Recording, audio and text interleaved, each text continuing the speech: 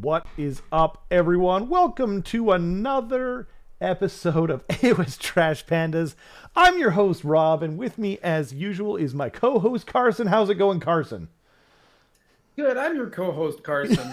It's going great. And how are you, Rob? Your dog did not like you calling yourself the co-host. She's like, no, way too much. Yeah. I can't remember what you just said. I asked how you were. Oh, okay. Yeah. I'm super good. I'm good. We were just, we had like 2 minutes before the show, and we were just talking ages ago. Carson recommended a game to me. This has nothing to do with Age of Sigmar, but you recommended this game called Slay the Spire. Actually, you bought it for me on Steam, and then I noticed that I had it on PlayStation for free. I got it ages ago for one of their monthly games, and then I ended up buying it for mobile because that's when I generally can have any spare time, is when I'm out and about and waiting in line or doing something like that. So I pop it up, and it's really fun. So I would recommend that to, I'd pass it on. Yeah, it's an indie classic. It's really good. Is it one old? Of the few games that it's not that old. Okay. I feel like it's like 5 or 6 years old or something. Okay. I mean, for an indie, 5 years old. Yeah. It's interesting that I hadn't heard of it, but it's one of those things, like, I had downloaded it and I didn't even know that I had it. You know what I mean? I was just like, I wanted to hang out with Liam and play it with him. And then I went to like just see how much it was. I was like, oh, I already got it for free, apparently. Like, because I never heard of it. It was like that with DRG too. Like, I got that for free. Anyway, this is a bit of a tangent, but it is a really good game. So if you guys are looking for something, a good way to kill time, yeah, check it out. But what up, Mason? What up, Sean? Thanks to everyone for joining us. So we've got some plans and whatnot, but first, the news. Looks like an oath of moment. It can't be an oath of moment, right? Like I just said, it looks like an oath of moment. But if it's an oath of moment, then, like, isn't that just super lame? Like, isn't it like, why are you showing this? You know what I mean? But they do that sometimes too, right? It is just like writing on a scroll. So, I mean, it could technically be anything, but based on how thin it is. Right. Maybe like a new Sisters of Battle model or something like that. Sisters of Battle. I mean, because it's got like, they're long scrolls that are like flowing. So it kind of like reminds me of, what's her name? St. Celestine, I think. Yeah. I know her name. I think that's right. It sounds right. That's true. It's got an E on it too. So. Yeah, because St. Celestine has like those huge long scrolls that are like going all the way to the bottom, like to the ground. Yeah. So that's true. They have the long ones. I mean, I guess it could be cities. Mason said it's a preview of the next battle scroll, which is godlike. Yeah, I mean, I'm hoping for cities or something like that. But I mean, people in the chat are going to have to tell us, because I don't even know, but do Sisters have a codex in 10th edition? Like, I don't think so. Because I've been getting every codex for free for some reason. Well, not for some reason. Like, we know why, or we think we know why. I don't know why it's 40k as well, though. I get all of the... I did also get the most recent Dongbringers, which is pretty cool. It sounded like you said Dongbringers. Dongbringers. I couldn't help it. You kind of accidentally say that. So wait. When you got... you didn't get a physical copy. You got like a digital copy? Just the codes. So... Oh, I see. The code to unlock it in the app. Yeah. Oh, okay. I mean, I think so far I've got like Dark Angels, Necrons, Admech, Tyranids. Oh no, that was like at the start of the edition. So yeah. Huh. I think that's it. Yeah. Ooh. Dawnbringer 6. You think we're getting another Dawnbringer? I don't think we're. I mean, maybe. That's as good a guess as anything, really. But I just feel like. There's definitely one after the Crone one that just came, or that is coming out soon. Oh, we know there's a 6. Almost definitely. Really? Did wow. They announce it? I thought they did. I did not notice that. I'm sorry, everyone. That's crazy. I mean, I'm looking it up now. that'd be cool. Like, I feel like they should, just so they can lead the story into 4th edition. But I just felt like we didn't have time. Because, wait, Shadow of the Crone comes out at the end of this month. And then, oh, it's chaos based? I thought that was just a rumor, but like, I didn't remember seeing anything concrete, Mason, but hey, that would be dope.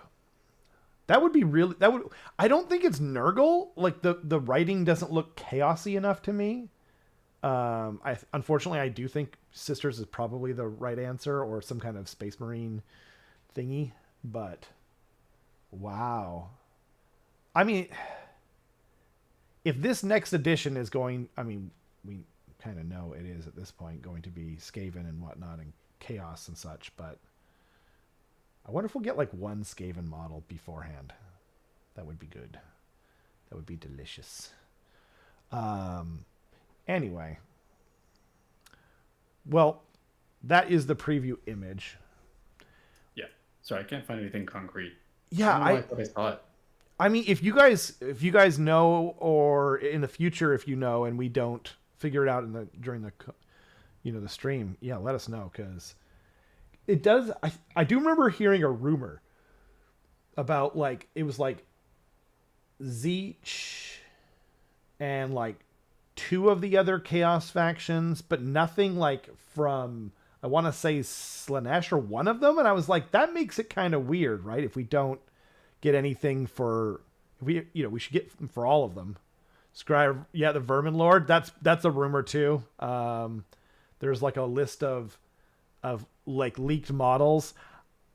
I mean, the Scryer Vermin Lord is something we haven't had since, the beginning. Like, we never had a Scryer Vermin Lord. So them making a Scryer Vermin Lord, it kind of feels like, remember the leaks before the Battle Scroll? Like, they were just like, they seemed like just good guesses, and like 40% or 50% of them were wrong. That kind of seems like this leak that went up. Although apparently the guy who leaked it, White Fang or something, he's pretty reliable. But getting rid of Sensor Bearers and Gutter Runners seems really suspect to me. Like, the Sensor Bearers are iconic and popular, like, going back. But that is something I meant to bring up. I'm sure it's on the Facebook page and I can find it. But yo, Robin, yep, thanks for joining us. We appreciate you. But anyway, first, so we might find out a good amount of the rumors, because next week is the Adepticon preview, and traditionally speaking, Adepticon is where they preview new editions. They've also released the trailer, so we're going to be previewing that. It's the 20th. I think it starts, you said, at 7 p.m.? I think it's actually 8 p.m. It's 8 p.m.? Oh, okay. Yeah. Okay. Oh, here we go. 8 p.m. You're right. And I think you said it's a 2-hour show, right? I don't know where I saw that. Okay. All I know is it starts at 8. It's usually an hour, but this might be a big one. So if they're announcing, obviously if they're announcing AOS 4, but the Kansas City stuff, that's fair, Mason. See, I don't remember what things got canned for cities. Like, I would have been surprised if they had canned like the Steam Tank, for example, because the Sensor Bearers have been around since 1993. Like, I had them, you know what I mean? So getting rid of them, that seems weird. But they are resins, so if they're not going to replace them and they don't feel like they have the models to lean into Pestilence, they can always bring them back later. But it just, that and the Gutter Runners too, it's like, I get that, like, they think Scryer is what is most popular, but it's also what they've been making. Like, it's what we're lacking, So, like, I want to see more Eshin. And anyway, Phoenix Guard and the Phoenixes for starters. I think that's probably largely due to, because Phoenix Guard weren't they High Elves? I think that's like a traditional high elf thing. So they probably were like, oh, I mean, well, so the high elves are in the old world, right? Whereas Censor Bears and Skaven aren't officially supported. Like Skaven aren't even in the old world. But I mean, yeah, you could be right. So, and they did release, by the way, this amazing trailer. It's got a bell tolling, green lights at the end. You get the lightning, and it says Sigmar lied. And so, obviously, we don't know exactly what they're referring to. The main theories I've seen is Sigmar lied that there's no Skaven in his ear. There's no Skaven under Hammerhall. Or that the other one that I heard was like there's nothing like the reforging process is like they can keep doing it forever. That would be like an interesting way, like, you know, I think our friend Kiki definitely hit the nail on the head on the Saga of Dice Discord. And if you want to join it, links in the description below. We'd love to have you. But he was kind of saying like he's a Stormcast player, and even though like they're one of his favorite armies, it's the army that he got started with in Sigmar. He's just like, there's just too many war scrolls. There's too many models for them to like make. I think it's pretty clear that like we've always heard that Stormcast were going to be in the starter set for 4th edition with Skaven. Like we've heard this for over a year now, but putting that aside, like, even though he was kind of saying like, yeah, like I don't really want them to be in there, even though I love Stormcast. They're one of my favorite armies. But having said all that, and we've kind of talked about that in the past, if they're going to do it, like this might be a way of making it interesting where it's like, you know, something is wrong. Like it would just add more depth to it. I don't see them doing like Chaos Sigmarines or whatever, however you want to say that, right? But you know, in the old theory was like undead Space Marines. Like their version of the Horus Heresy was going to be with Nagash, and they go to the death side of things. But yeah, I don't think that's going to happen, but you know, hopefully they spice things up a bit and kind of maybe they'll make things more interesting. Like there's going to be like a subset of them where it's like, this is your last kick at the can. Like we put you in this weird other armor and maybe they look more like barbarians or something like that. And it's like, you're not getting reforged. So, you know what I mean? And it might make them more chaff-like. It would kind of take away from some of their identity, I feel. I mean, we'll have to see, right? But we are going to be watching it, 8 p.m. Pacific time on the 20th. Whatever, you know, that'll be super late for our British friends and probably right around perfect for our Australian friends and that kind of thing. But, yeah. What are you hoping to see, Carson? What am I hoping to see around the Sigmar light thing, or just like what's both. Both. So with the Sigmar light thing, I am not like as into the what's it called? Stormcast? Like I don't know as much about the lore for Stormcast and whatnot as a lot of people. So I don't know if I'm like qualified to speak on that subject. I've heard some things about like Ionis like actually researching that stuff, like Mason said in the chat. Going to Ulgu, actually, which I forget which realm it was, like that he went to like search for this stuff. You'd think it'd be Shyish. Shyish, sorry, yeah, okay, that's right. Okay. And yeah, I think it's probably more general. Something like Sigmar lied about there not being chaos in his ear, like, or that it's like sealed essentially. Oh, I see. Yeah. And Skaven are technically chaos, so I have a feeling that what it is like Skaven like rooted themselves up through like wherever Skaven come through essentially and are going to invade, and there's going to be like a big battle in his ear. And I think that would be so awesome. I think that probably, if I had to guess, it's going to be like a starter box, obviously with Skaven and Stormcast, and then it's going to be like not new units for Stormcast, but resculpted like Liberators Oh, cool. like the original like AOS 1 releases, Right. to be a little bit more in line and be like, oh, these are the ones that were in Azir because they're like the most new ones. They're like hanging out there kind of thing. Oh, okay. Um, I like that a that's lot. kind of my hope. If it's Yeah. going to be Stormcast, I hope it's not new units, Right. just because it's already got like a huge amount of bloat as is. So, also, Yeah. Bogan of Sigmar asks, is Monster Trucks the only build for ogres at the moment, lads? No. No. There's like 4 viable builds for ogres, I think. I feel like Mixed he's arms, trolling monster you, trucks. but No, he has to know. Mixed arms, monster trucks, Metis Kragnos, and underguts. They're all viable. Yeah. Just because Carson isn't going to say it for himself, but in case that wasn't a troll bogan, Carson was the #1 ogre player in the world last year. And that doesn't even matter. Shut up. Doesn't matter. No, you be quiet. And he didn't. No, my point is that you didn't do it with monster trucks.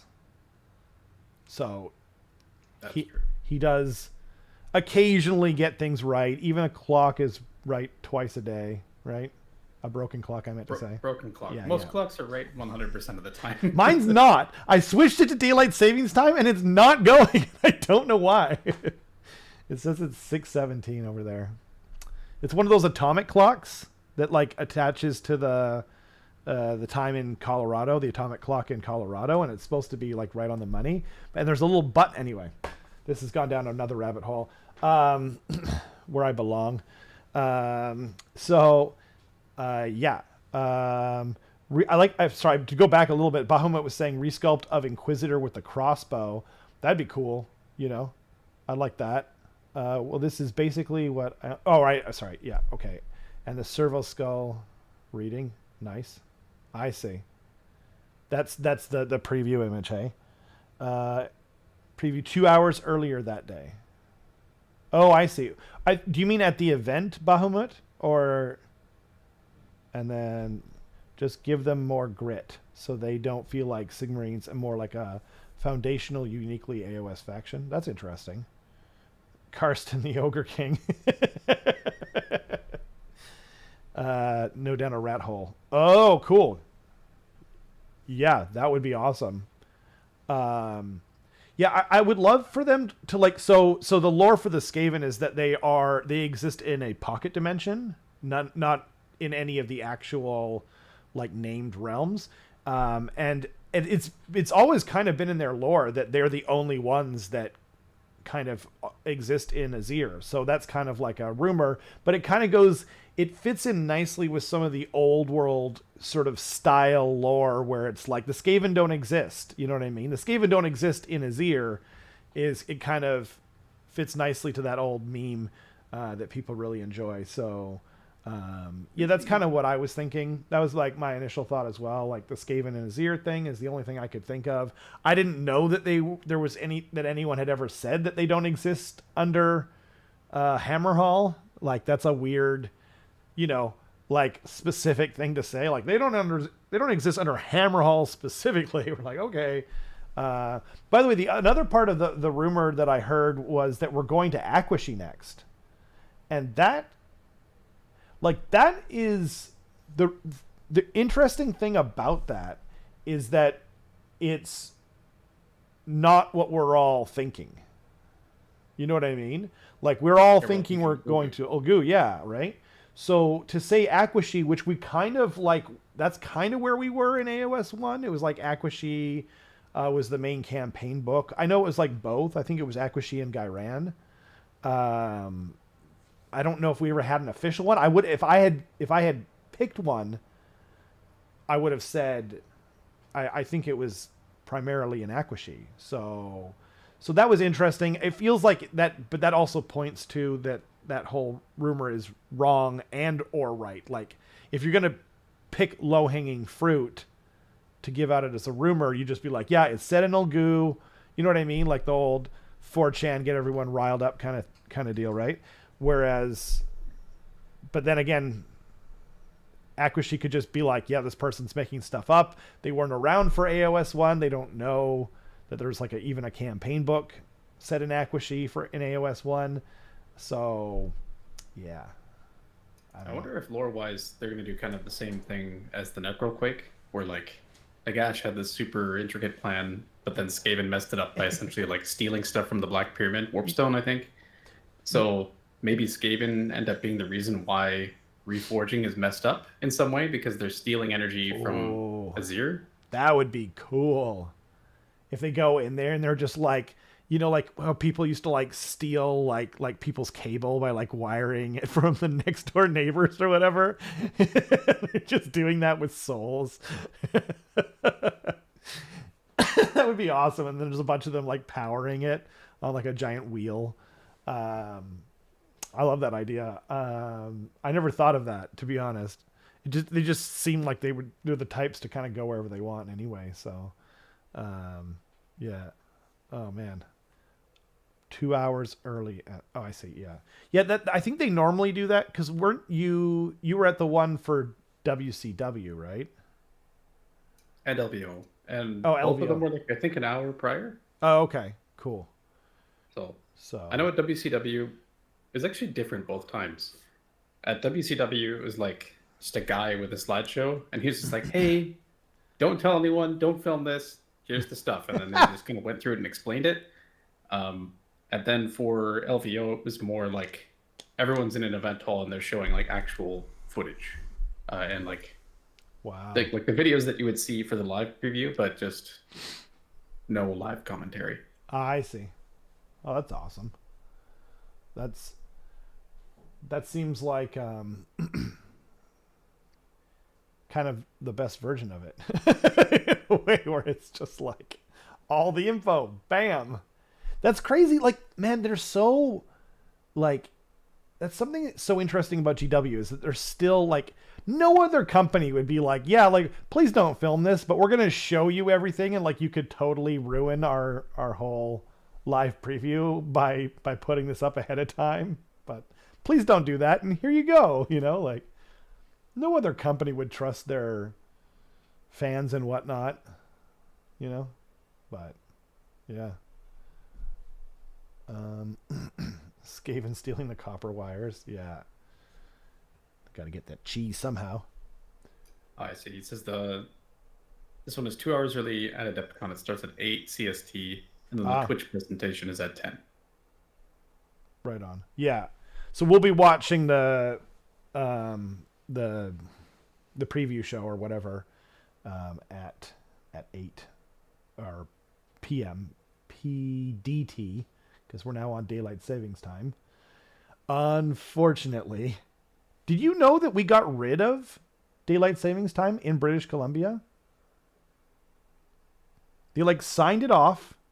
I think it was last year. They were like officially BC doesn't do this anymore. But we have to wait until Washington and California and them go on to it as well. Otherwise, because our economies are tied together or something like that. So they're just like, I heard the second part that we're kind of waiting on Washington and California, yeah, and probably to some extent Oregon. But I thought that was just like everyone's kind of waiting for each other to do it before you signed into legislation. I didn't think it was actually like. Yeah, apparently the BC premier signed it, and yeah, we're David Eby himself signed it. I guess I just read an article when we were switching over last week. It popped up into my feed on my phone, and I was just like, "You don't say." And I think the people of Washington State also. I mean, wow, we're getting really off topic, but yeah, that would be nice. It's just another aside to do with this. Yeah. As I typed in David Eby to Google to be like, that is his name, right? Yeah. And the first thing that came up was like the autocomplete was just like David Eby email. And I was just like, are people just looking for his personal email online? It's like, dear Mr.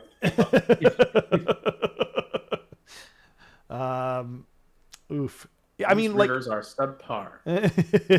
Yeah. Would you please switch us over to permanent daylight savings time? I already did. Yeah. Rats are the good guys. Jason understands.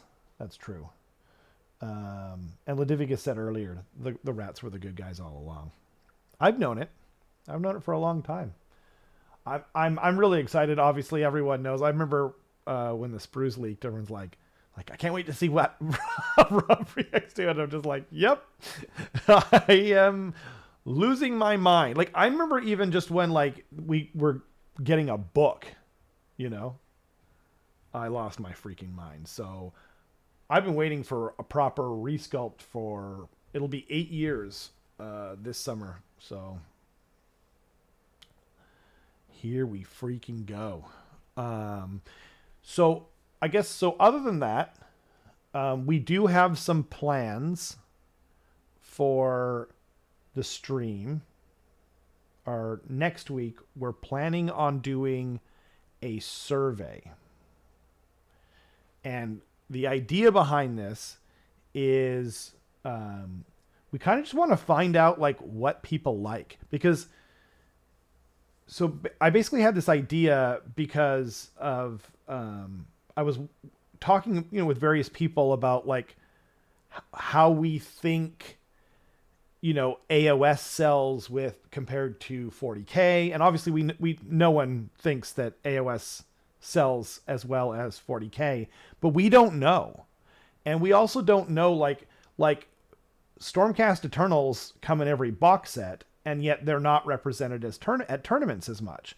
Now, does that mean that they're not as popular? We don't really even know, you know? So that's kind of one of the, we want to ask like what your favorite army is for aesthetics, gameplay wise, least favorite. We kind of just want to get an idea of what you guys think. So the plan is to make some survey questions, and we're hoping and planning to do like a giveaway surrounding that. But yeah, so we would also like to hear what kinds of questions, like what you guys want to know, you know, and like, we're not going to put anything on there that's specific. Like, what do you think of the Skaven? You know what I mean? Like, I don't care. They're clearly the best, but you know, but yeah, so, that's part of what we wanted to talk about today. Get ideas from you to find out what you guys want to, you know, what you guys want to know as well. And so we're hoping to get kind of an idea. So yeah, that's part of it. Did you think of any questions, Carson, that you wanted to ask on the survey? The number one question at the top is just going to be, how are you? How are you? How's it going? Yeah. No, it's not going to be multiple choice. Yeah. It's a minimum answer of 20 words or more. Yeah. Yeah. No, this is something we want to send out to a bunch of different people.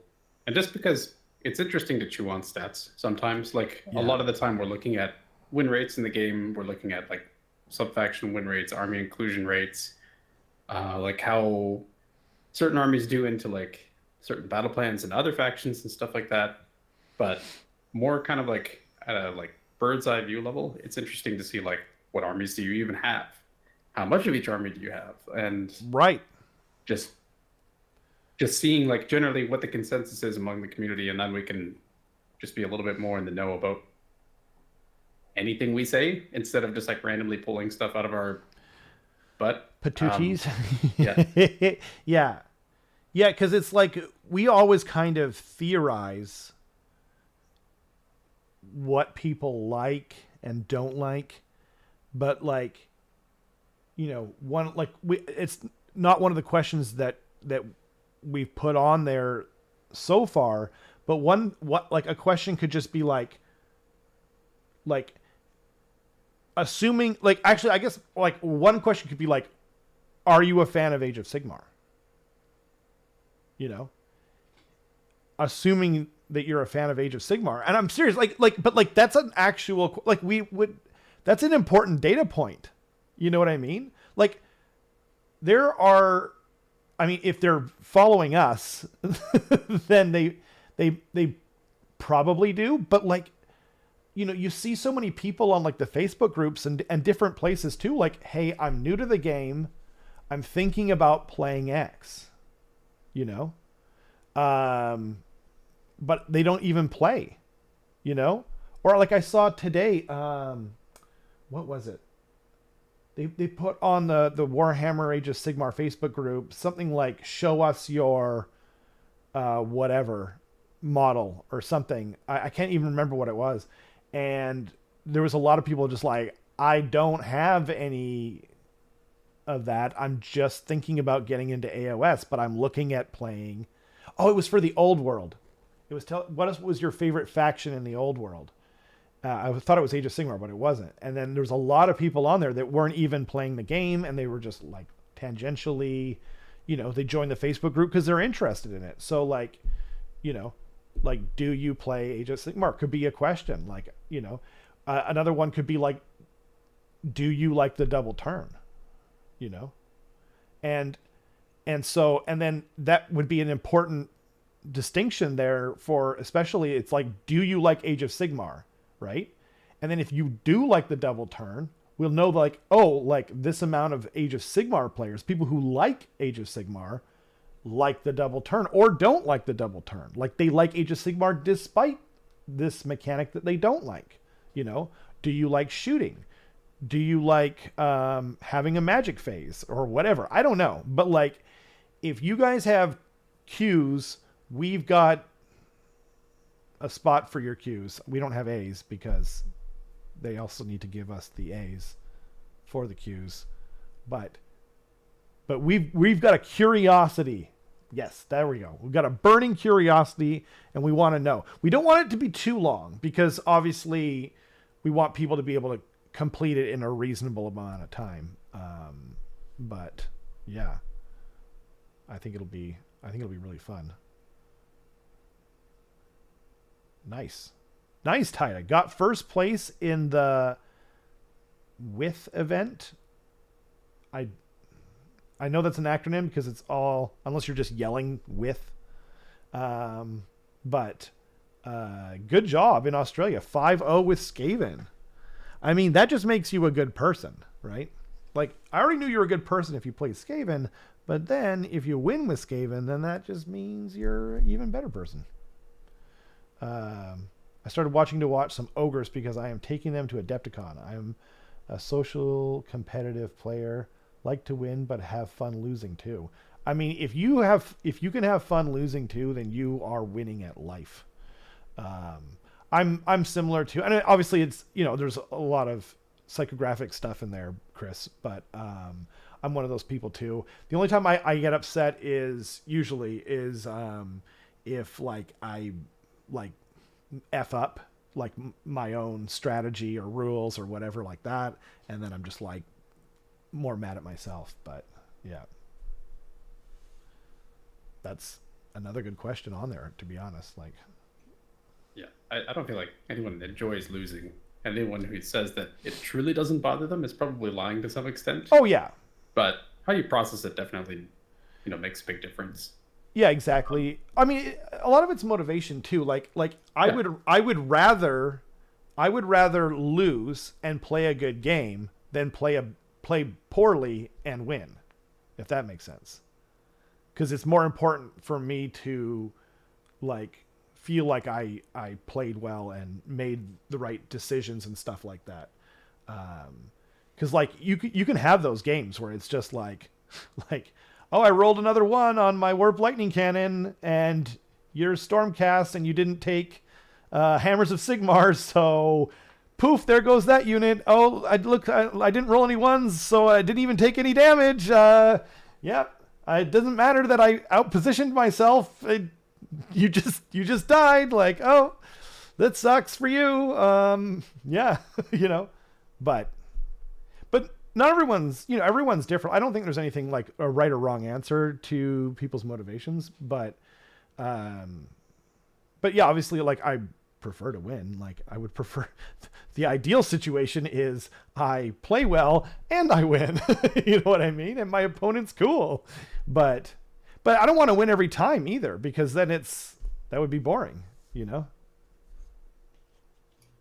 that's very true. That's very true. I don't feel that way in Street Fighter. I just want to win every time, actually.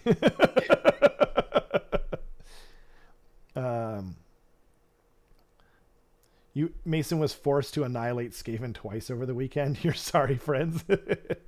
Are you really sorry? I mean, you did it with FEC. You did it with new FEC. So One of those Skaven players was also Matthias, so he deserved it. oh, that's true. Matthias deserves everything bad that happened. I'm just kidding. I couldn't even finish that. That felt too mean. Oh, Big man. Matthias haters on this stream. Yeah. These guys, Yeah. no Matthias here. That guy sucks. Yeah. What has he done for I'm me gonna lose to lately? him now. Love you, Matthias. War in the North. No, oh, War in the North. Cool. Is that up in like Melbourne? In Australia. Yeah, I know, right? Papua New Guinea? Maybe? Where it's well, it'd be like, and that's where it's hotter too. Weirdly, right? I know Melbourne's on the other side, but I thought it was up a bit north too. I wonder if more people from AOS are trying the old world, or more are going to the old world from Melbourne 40K. is on like the very I'm looking at the map. Yeah. Very southern tip, essentially. The southern tip. Oh wow. Yeah, Yeah. I'm way off. Not Oh, I'm thinking of Queensland. Right? Yes. Yeah. Yep. I went to school in Japan with a bunch of people from all over Australia, and one of them was from from Queensland, and then one of the girls was from Melbourne, and I just mixed up the two like an idiot. Like most Canadians, not actually, I shouldn't say that, but yeah. I know Victoria is on in the east, right? I shouldn't say that. Why did I just say like I know that? That's true. Or not Victoria. Not Victoria. The capital, Canberra, right? Oh, I have no idea. Okay. Anyway, I think that's in the the state of Victoria, or province, or whatever they call them over there, or something like that. Apparently it's its own territory. Well, this is just a geography show now. It's its own territory. Australian Capital Territory, which is like surrounded by New South Wales. Okay. Yeah. Which is near Victoria. Right. Okay. So I was kind of right. Poor Matthias. Did you guys come here for Age of Sigmar, by the way? This is not what that's for. Yeah. Did you guys think this was about Age of Sigmar? This is about time zones, changing of said time zones. Okay. So I did get distracted there. Where that was. We did welcome them into the court with open arms. Nice. Well, there you go. Right? I mean, FEC are fun, man. The army's so cool. I'm almost done painting. I've got a lot of points. I've got way more than 2,000 points at this point. But yeah, I'm working on Usharan right now, and he's super cool. I wonder if more people from AOS are trying. Oh, that's what I wanted to yeah. That's a really interesting question. I don't think many people are coming from AOS to the old world, it seems like. I think a lot of them were old fantasy players that kind of left, and now they're back. And I think it's just like an assortment. But do we know anyone who plays AOS as their main game that plays the old world? I don't think so. No, but that could just be our community. Like I see. Oh, for sure. I see a lot on Reddit where like it's less people saying I'm switching to the old world, and more so people just being like, I got these models anyway, and I don't really use them, so I'm gonna put them on square bases and try it out. Right. I see that quite a bit, but yeah, it's tough to say. I think there's a lot of people that are coming from Total War Warhammer, because we get them in AOS. We literally get like people all the time, just like, yeah, I love Total War Warhammer. I love Skaven. Like, you'll just see them on the different Facebook pages. And so like, here I am. And you'll see a lot of people coming over from 40K as well. But the old world, like 40K and AOS are way more alike than the old world and any other game. You know what I mean? Like, and the old world is fun. I played it. But it's like insanely complicated. Like most of like the posts, if you look at like the AOS Facebook groups are like for I should say Age of Sigmar too, just in case people aren't knowing exactly what I mean. But the different armies, they're usually like, what do you think of this list? Here's what I painted. Right? Those are like the two main things, or a rules discussion, like but it's like tangential. You know what I mean? But there's usually like an answer to it, and everyone mostly knows the answer. Every now and again, you'll see weird people kind of debating stuff that doesn't make sense. But most of the old world posts I see are, how does this work? like I know there's an answer, but I don't understand, or something like that. So it's kind of it's a different crowd for sure. But yeah, I'd imagine there's a lot of cross pollination too. Like even between AOS and 40k, like you have 40k, I have 40k. Yep. I don't really play right now, but nope, same. Like really cool happened in 40k. Like it's not impossible. I'd be convinced to go try it again. For sure. I mean, you and I used to only play 40k. Like, you were one of my 40k friends. And yeah, I blessed everyone by bringing you into Age of Sigmar properly. So you can all thank me now. Do it right now. Whoa. Okay. Anyway, but yeah, I mean, like, I feel the same way. I played 40k when 8th edition came out.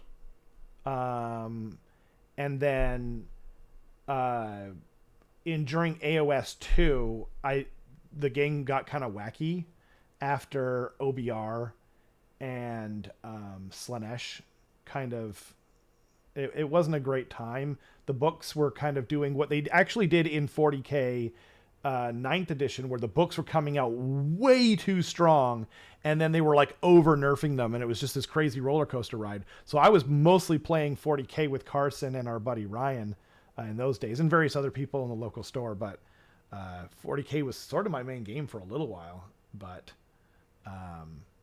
ever since 3rd edition AOS came out, it's by far my favorite. I think it's the best game they've ever made, hands down. So hopefully they don't screw it up. Fingers crossed. Fingers crossed. Yeah, knock on whatever. Something. Yeah, there's wood here. By the way, hey, Miss Junks, Bits. Awesome name. I don't mind losing as Skaven. Push the dudes forward and push the big red button. Hell yeah. No, that's a Skaven player. Losing doesn't bother me as much as it used to. Hey, awesome, Chris. That's super cool, man. Like, we all kind of grow in different ways, and, yeah, that's super cool.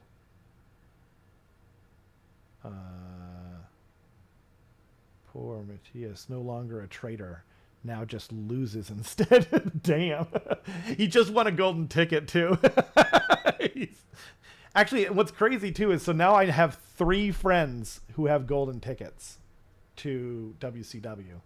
So that's pretty dope. Who's the third? Well, the first one is you. Oh. Yeah. Yep. Yeah. Yep. The second one is Matthias. Uh-huh. And the third one is Ryan. Oh, Ryan has one. Yeah, he just got one this last weekend. Did you tell me that?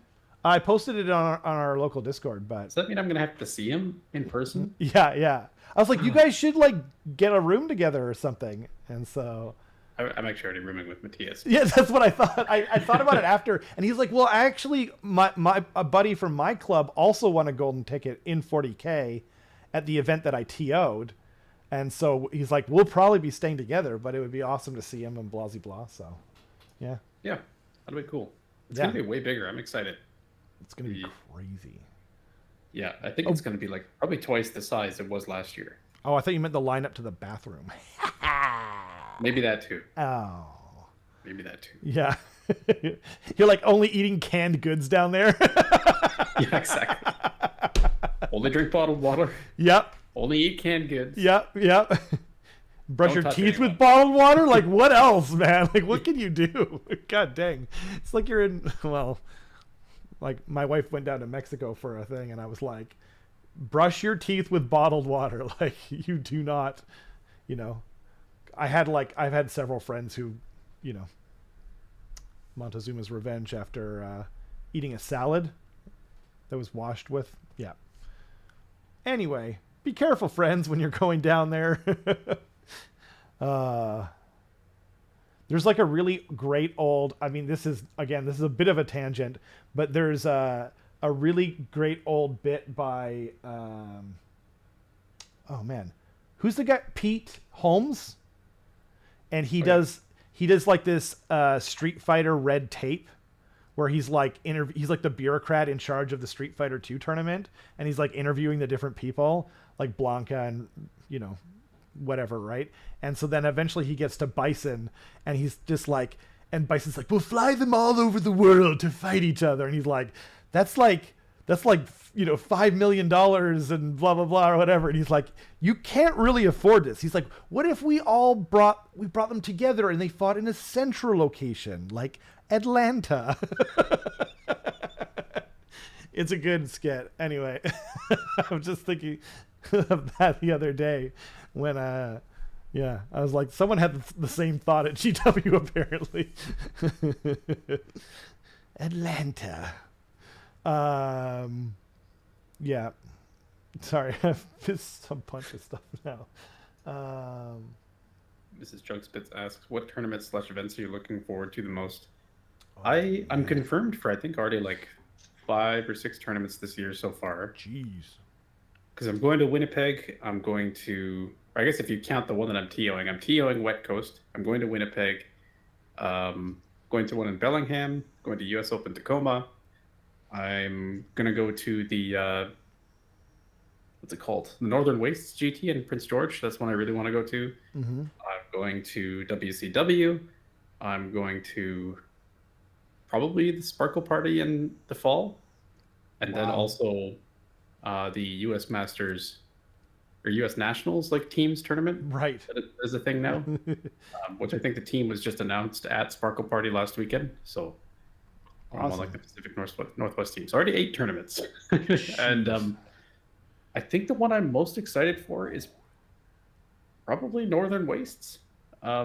Just because I really like the feeling of going to like a smaller town or like off the beaten path kind of thing place and just experiencing someone else's town where like you kind of already know people there. Like where a lot of people in Warp Dice are really familiar with the Prince George crew now. They're, you know, really nice people. And from what I heard last year, it was an absolute blast. So that's probably the one I'm looking forward to most. And then after that, from like a format perspective, I'm definitely excited for the US Nationals one because I've never done a teams tournament before. So that's super awesome.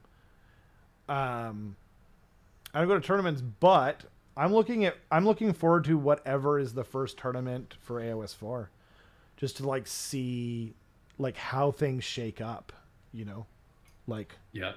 Tacoma's probably going to be on AOS 4, but I don't think it's going to be the first. Tacoma's July. Oh, okay. 19th to 21st or something. I mean, that's actually, you know what? I think that's the tournament because like that I'm looking forward to the most then, because it's going to be like, we're going to be starting to figure things out. Like if it's the weekend after the game comes out or whatever, it's going to be like, spaghetti at the wall, you know? Yeah, it'll probably be the like first big tournament after AOS 4. I imagine. Right. And by the way, just to clarify, when I said spaghetti at the wall, I mean like you're throwing spaghetti at the wall, not like mom's spaghetti down in Atlanta. So good luck to everyone going to Atlanta once again. Sorry. Anyway, Miss Junk's bit said, I think more people will go from the old world to AOS than the other way around. A 3-hour game is a lot to ask. You know what? I think I agree with you, Miss Junk's bits, because like I played the old world too, and you know, even though like I love movement trays, I love the feeling of just moving a giant unit in one smooth formation. And that was kind of the biggest thing that like, because when I got back into it, I was kind of figuring out whether I wanted to play AOS more or Warhammer Fantasy Battles 8th edition. And And even though I love the feeling of moving giant units of Skaven on a what do you call it, movement tray, the rules, it's just like, it's just so much smoother and easier to like playing experience. But there is something to the old world that, and so I don't see it dying, but I don't think that GW thinks that it's going to take over in terms of being their main game. So, yeah. Hopefully we get it. Like, hopefully there's both though. Hopefully there's cross pollination in both directions. Because an unaided foot was saying you're going to play the old world and you're building a Tomb King's army right now, even though you main AOS and Blood Bowl as your thing. So yeah. Huh. And Ludivicus, I didn't know that. Wasn't a fan of 40K. That's fair, man. Sometimes you just got to get your sci-fi on, though. Like, I'm more of a sci-fi guy in general. I say it with like a Star Wars shirt on, but like, yeah, I've always liked the fantasy world the most in terms of Warhammer. So, although one is definitely more popular than the other, but the best quality things in life are generally not the most popular, right? Like, the most popular film of the year isn't generally what wins, like, not that the Oscars have a lot of meaning anymore, but like, that's a bad example. You know what I mean? But like, yeah. Probably won't be your favorite movie, the most popular movie. Yeah, exactly. Yeah. Like, whatever is most popular probably isn't going to be like something that sticks with you. Like, I was just telling Kenrick, who's a friend of ours, obviously, and he's joining the channel, and also really cool, exciting things with him. But he's a cinematographer and obviously very into film. And I just watched Dinner in America over the weekend with my wife, and I'd never heard of it until I like saw them talking about it on Red Letter Media.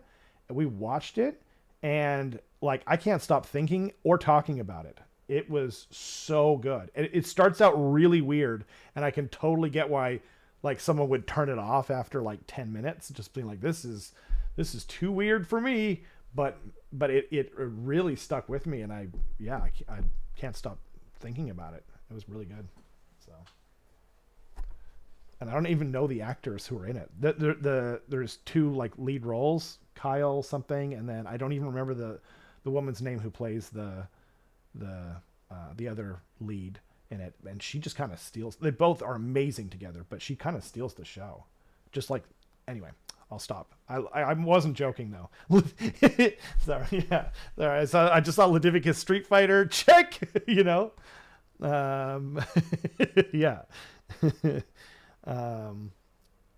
Oh, Unaided says Malifaux is my third and 40K fourth. Huh. Yeah, I feel like most of us, even that play, like the part of the popularity of 40K is that most of us that play AOS also 40K is their side hoe or whatever you want to call that. You know what I mean? So, yeah. But I successfully dodged the new Tyranids. I didn't succumb.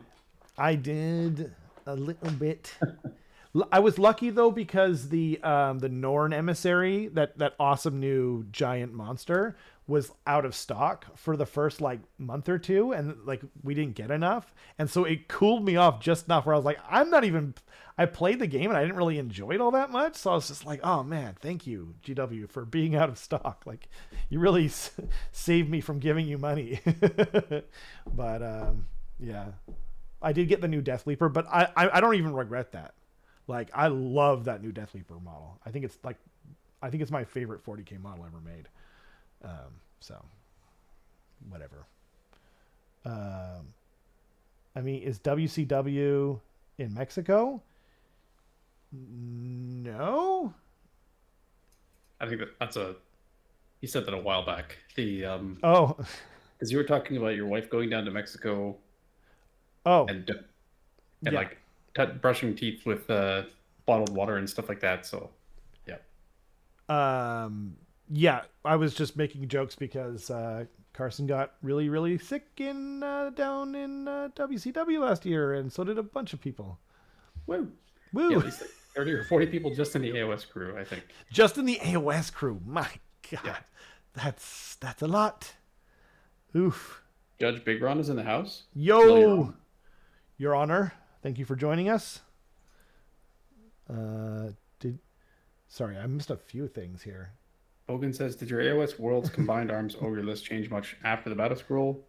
It did not change one bit. Oh. We can never hear it. I barely heard something. Okay. Yeah. Like, it really didn't change, but I changed it after the Gorgers came out. Or after I got to like practice with the Gorgers, I just swapped the unit of Glutton. So.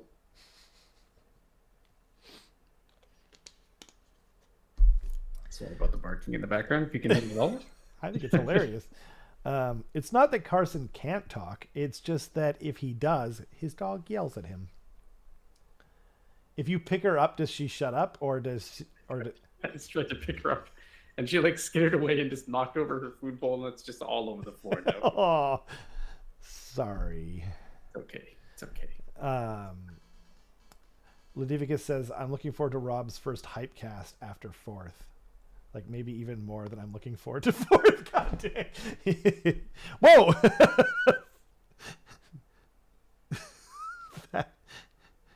It was like the disembodied head of your dog was floating in the air.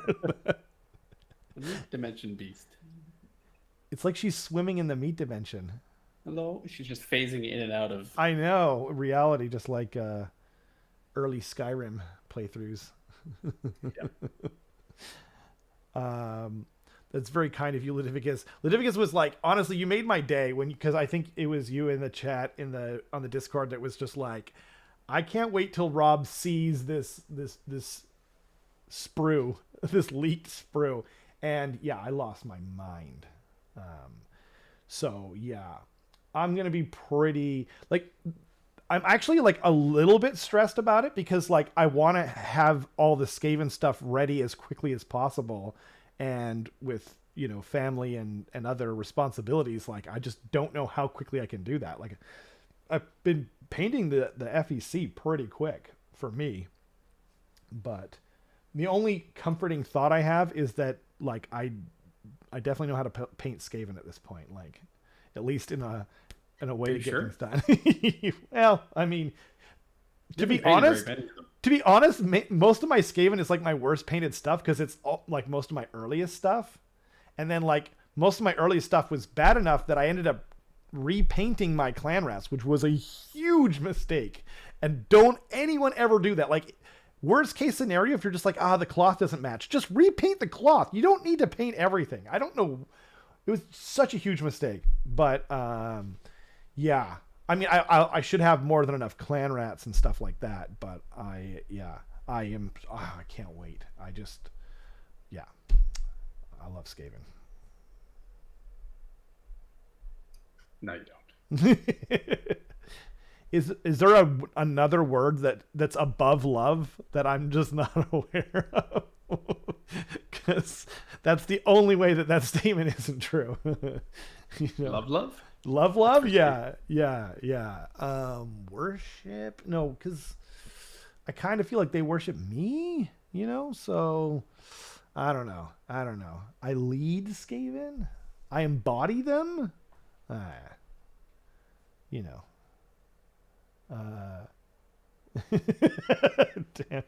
Damn Alexander. Yeah, that's true. So I hear.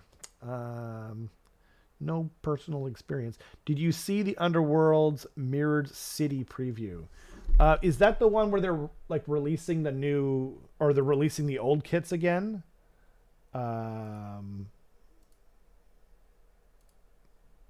I didn't like, I saw that and we talked about it last week. Oh, okay, wait. Warhammer Underworlds, what's changed for the rivals in the Mirrored City? Yeah, so we did talk about that last week, but I'd be happy to put it up again. So we got 4 returning warbands, and one of, like, they're all like popular ones.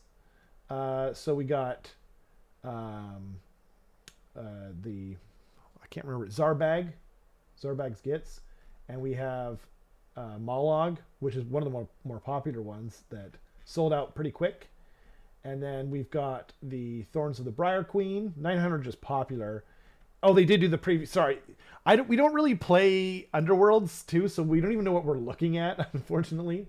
But Spikeclaw's Swarm is coming. I've had them since they came out for Underworlds, like back in like I don't know when, 2017, I want to say. So yeah, but I'm hoping that we get new rules for them in AOS, because Spikeclaw's Swarm has always been not good. And they're cool models. Like I think the newer ones, like the Skabic and Skittershank, they have they're newer Skaven models, so they're even cooler. But it'd be cool to like actually have a reason to take these guys, right?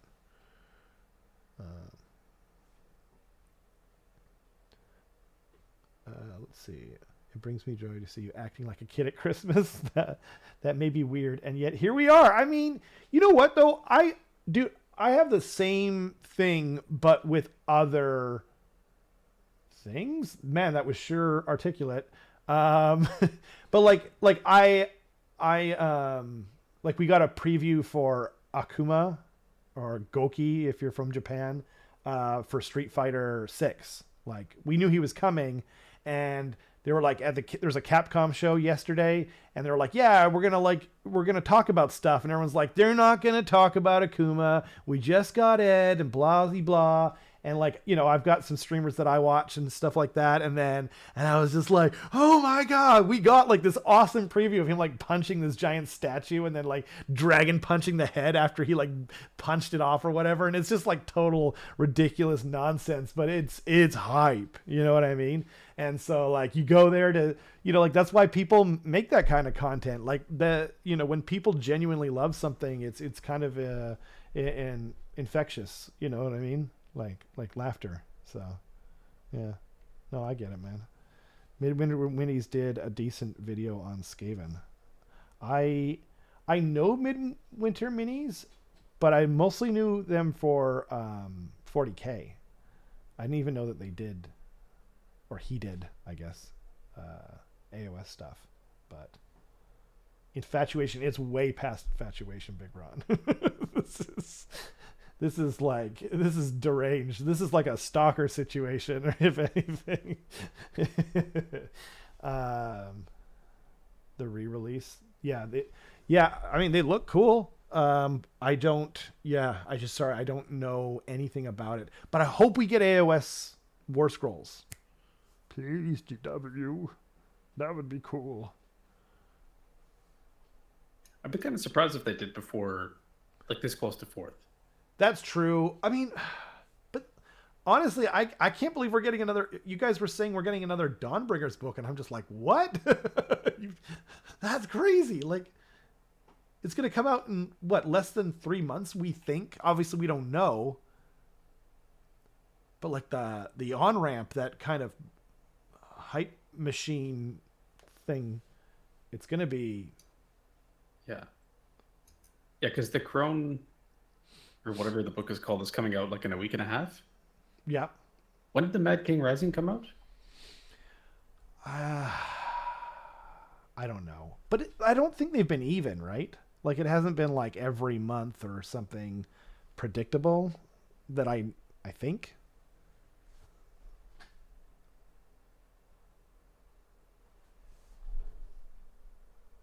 Let's see. Oops. Okay, wait. I wish there was like a list and easily. There is actually a list. I can't remember what to Google though. Oh man, he's actually like a community guy too, and he puts up everything as it comes out. I think it's the same guy who does the preview image. Oh man, that's so annoying. I can't come up with his name. He did it for Discord mod, apparently. That's interesting. Yeah, I am Lord Rob. Oh, yo. I don't want to say your name if you don't want me to, but I had a great game on Saturday with someone in our club, and truly, like, really fun person to play already, which was, but yeah, I don't. I'm like trying to make sure. What's that?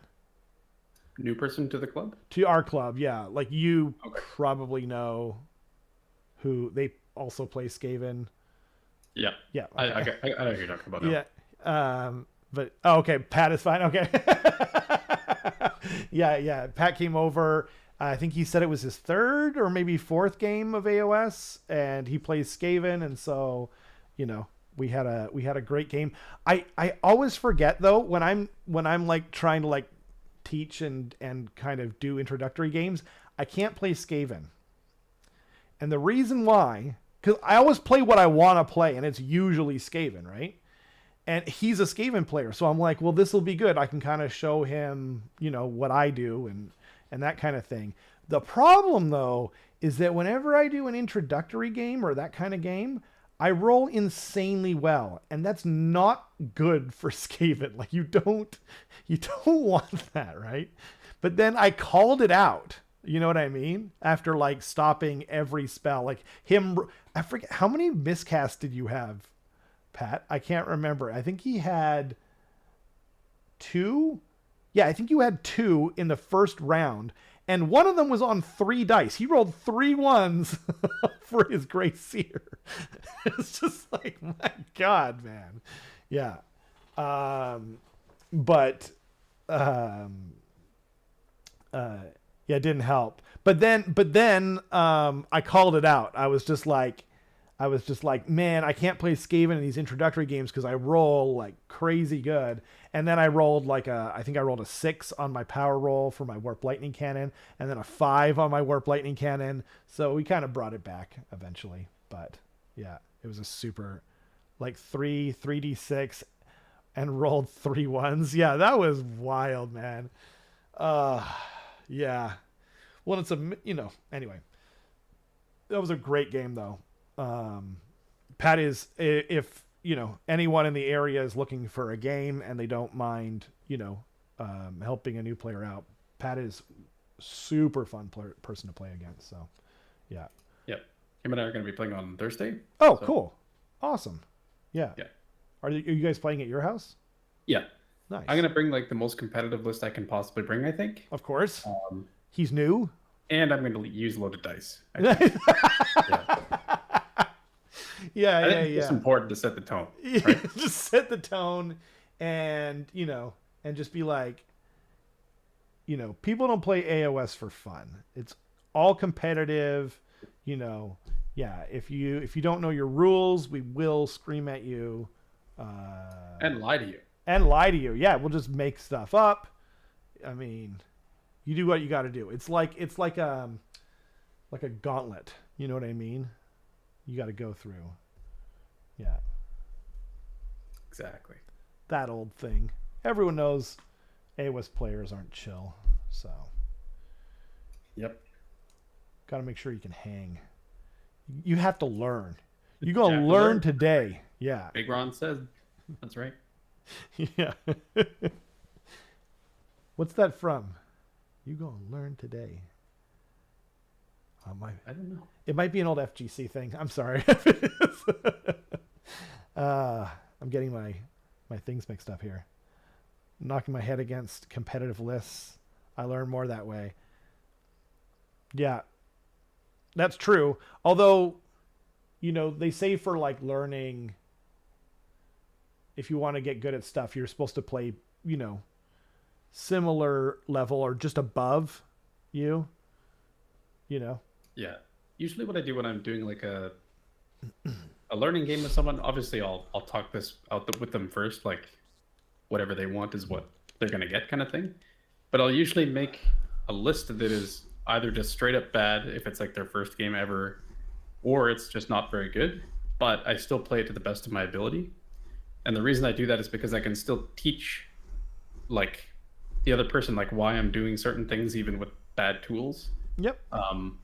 But they have more of a chance to actually stay in the game, so I'm not just like steamrolling them kind of thing.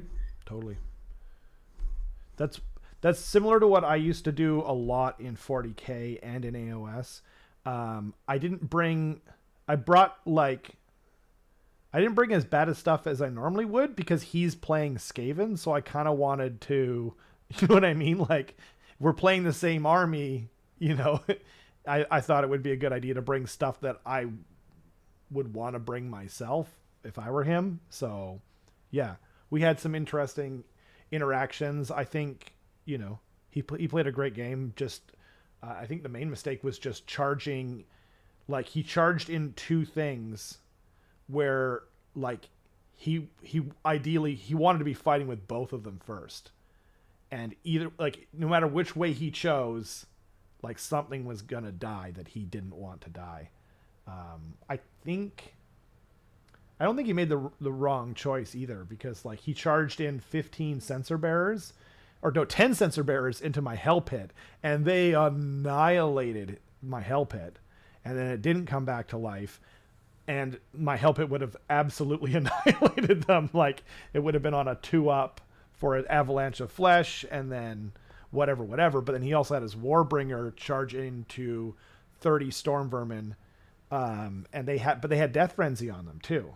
So yeah, but it was a great game, and he's a really fun opponent.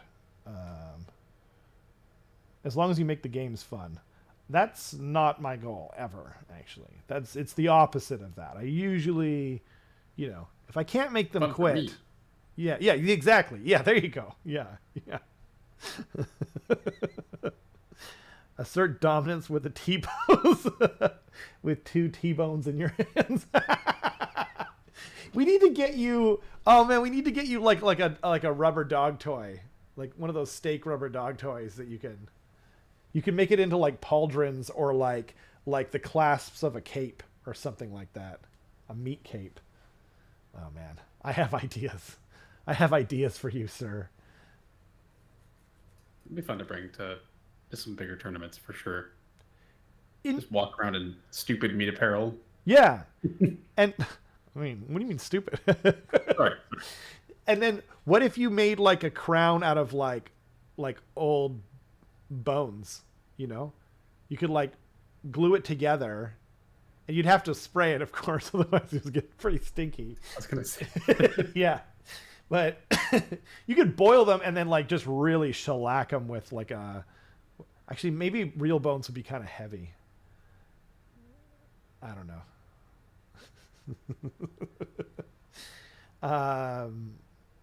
The problem is that I know that the moment that I would do something like that, yeah, I just walk up to my first game and just absolutely just get demolished. Like a big show of everything. I'd be like, yes, upside. And then as soon as you start feeling yourself, yeah. The great ogre in the sky says, "Kobe, bam!" You feel yourself? Yeah, that's true. I mean, that is the whole lore behind why we're supposed to constantly just say horrible, horrible things to you. Yep. Yeah. True story. Like even today, I was like, man, that was an awesome stream you had yesterday. You know, great job. Also, you're terrible, and like just obligatory. I have to say something bad, or you will feel bad. Carson. What are we gonna do with you? So when do you buy this corn army, Carson? Yeah, that's a great question. That's a great question. That was in reference to the game against Pat that's upcoming. Just like how I'm going to run the most competitive thing that I can think of. Oh, dang. I was thinking, man, corn is such a great army for you, though. Like, tricks, but aggression. You know what I mean? A variety of models, Johnny play, and competitive now. I really don't think that's an important thing, like overall, to you, or probably to like how most people think, unless you're like just buying whatever is currently the best. But like, I mean, this far into the season, like it would be crazy to buy corn for competitive play at this point, just because like it's not going to last forever, and like, you know, who knows what's going to happen. Yeah, I feel like they're probably past the apex of that anyway, right? Actually, I guess AOS 4 is around the corner. It's a Wild West. Buy the models you like at this point, right? Yeah. I hope that's... I don't know. Alexander, that's not anything gross, is it? I'm just trying to be careful. War? Yes. War is like a metal band where they dress up in like monster costumes, but they're like super... Oh. You kind of have to see it. Like, oh, cool. Unique. Okay, cool. It could have been an acronym. It could have been, I've been caught out so many times. I remember your game with Dan, and something was said, and I was just like, what? Like, you guys were like, you don't know what that is? And I was, nope. Google it. Oh my God. Not what I thought. Yeah. How much do you guys dabble? Please. No, you read it. It's fine.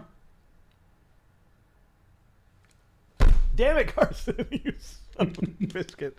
How much do you guys dabble in different armies? What do you mean by dabble, Chris? I mean, or maybe you have a better sense of the question than I do, Carson. I think he means how much do you like swap around playing armies, different armies. For you, it's definitely a lot more than me. I'm almost always playing ogres. I've run Slaves to Darkness like once at a tournament. Right. Ever. Your first tournament? My first tournament, yeah. Yeah. And then never again. And then never again. And then I'll dabble with them sometimes. I also like making lists for other armies. Like I wouldn't mind playing another army on the channel sometime. Right. I think that'd be kind of interesting. So I would love that. Definitely less than you. So traditionally, I've definitely got a bit of hobby HDD or ADD or whatever. I mean, I have a clear favorite. Like, I actually think about this way more than I should, to be honest. But like, if some kind of like intervention, divine or otherwise, were to happen, and it was just like you can only play one army, and they started to speak, I'd be like, Skaven, like, no, you can pick multiple Skaven. I don't need to hear anything else. Like, if I can only pick one army, it's Skaven. And so, but I do, like, since starting the channel though, I've kind of like, I've been trying to plug, because like, even though Skaven's my favorite, I can't do Skaven every time, and I don't want, even I don't want to do, like, when Skaven came out in 2019, I played over 100 games in 1 year, and of Skaven. I should mention that. And so, like, I'm super happy playing Skaven, but like, you can't just be Skaven versus X every time. So, but I really like making lists. Like, I do have some Sylvaneth now, which is kind of, because we've also got Kenrick, who's gotten into Sylvaneth as well, and I have way more than 2,000 points of Sylvaneth. But like, I've been making Sylvaneth lists since their AOS 2 edition version of them, because I've always wanted to play them. You know what I mean? And I started making Zeech lists and that kind of thing, and so I do dabble, but like, what I play is largely dictated by the channel now, for at least in my own mind. But if I could, like,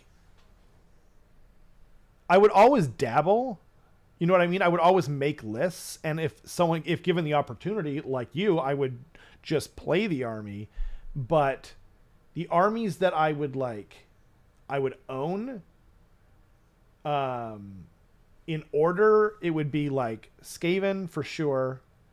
Then IDK have, ever since they came out, they've been my favorite army to paint. I love the ocean and that kind of thing, and I love the way they play. And then obviously Seraphon, huge fan of them since they first came out in 5th edition Warhammer Fantasy Battles. And then after that, if I was just playing for me, I would probably have Gits, because they're super fun and I like painting them. And I think that would be it. I love Usharan so much that I almost, you know what I mean? And the cool thing about FEC is that I've really enjoyed converting them. But other than that, I don't like, so maybe FEC would be like a side flex kind of army, that I would have like maybe 2,000 points, and Usharan would definitely be in every list because I just like him so much. But you know what I mean? Like, but I wouldn't really, but I don't know. Does that answer the question at all? Like, I don't know. Like, I think the question is kind of like, you can make what you want of it. I think it also depends on like what you focus on largely, because like you don't go to tournaments. No. So it's totally fine for you to be like jumping between a whole bunch of different armies. You also run a channel, so it makes sense even to have so many different armies to be able to play them on the channel like you were talking about. Yeah. Whereas like, I think if you wanted to be like truly competitive, like super on top of it, you have to know the ins and outs of your army like nobody else, essentially. Yep. Like, you need to know your rules better than anyone else does. Because the moment you don't have to think about your side of the board, you can start looking at the other side of the board and like realizing kind of what's going on over there, and then adjust your tools as needed. That's a great point. Yeah, because like when I remember Skaven had the worst win rate in the game at one point, and Soulblight had the best win rate in the game, and we played a game on the channel, and we film these things at least a week in advance, and then we had it and we put it up, and there was a comment of, "There's no point in even watching this. I know who's going to win," and it didn't make me upset per se, but I was just kind of like, really? Like, come on, man. Like, do you really think that this game is only, sorry, I am getting it's a bit of a digression there, but Skaven is the army that I know, like, they didn't really change much in 3rd edition. So it was mostly just like adapting them to 3rd edition, but, it's my best army for sure, because it's the one that I play the most, and then I think IDK is my second best army as well, because I played, once they got, like, that was the first army that I ever had that had a book. Like, Seraphon had a book in AOS 1, but it didn't have spells, it didn't have artifacts, it didn't have command traits. It just had lore and battalions and war scrolls. So didn't really have a proper book. But so yeah, when IDK came out, I was so in. That was all I played for a while.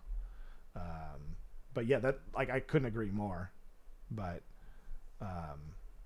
I'm kind of I am a bit of a natural ADD kind of style person. Like, it would be very hard for me. Like, if the choice is easy, it would obviously be Skaven, and Skaven have a very deep roster, so that's nice, right? But like, it would be very hard for me to permanently only play one army, So yeah, my one army is Behemat. Hell yeah. I own 3, but love the chat time Behemat give you in game. Chilling and chatting. Yeah, I remember one of our friends, Alex, who has played on the channel before, he was just talking about, like, he was saying, like, coming at it from the opposite point of view, where he was just like, oh man, I spend so much of my time just standing around. And I was just like, man, like just moving 4 models sounds like a lovely vacation to me. Like, oh man, that sounds great. You know, so I'm with you, Unaided Foot, 100%. Yeah.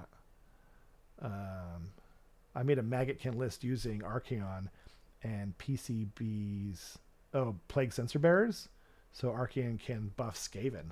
That's rad. That's super cool. I like that a lot. List building, especially in a good internally balanced faction, is probably my favorite part of the hobby. Nothing quite like sweating over those last 100, 150 points. So true. Oh man. You guys should see my Stormforge app. I've got so many lists in there. And I'll just go back and play with them. And man, you know what's so annoying is, so I've got all those lists, right? And then the other day, because Skaven got a bunch of changes, and so I went back and like most of my lists are like 150 to 200 points down. Now they're like low 1800s, and I'm like, oh my god, this feels amazing. Like I can fit a whole other warp lightning cannon in there, but I don't even have one. I don't have a 4th one painted. And then I went over to Seraphon, to Coalesced, which are struggling, and now they're all over by like 10 points. and there's nothing I can do about it. It's so annoying. I'm just like, I don't even want to play you guys right now. Like, that felt bad. I guess it's important to remember that we got a lot of decreases before. Coalesced? Yeah. Like the Saurus Warriors went down like 20 points each, and the Agradon and the Croxagore have gone down, I think, a couple of times at this point. So, yeah. Still 10 points over, man. Yep. Feels bad, man. Is that the world's tallest corgi? He was referring to when Holly was coming. Oh, right. I was like, those are Skaven. Well, they might as well be corgis based on how they act. I guess so. Maybe the old Night Runner models, the old Monkey Dog models, but yeah. I'm excited for Skaven cannons. Yeah, that thing looks so rad. You have the same.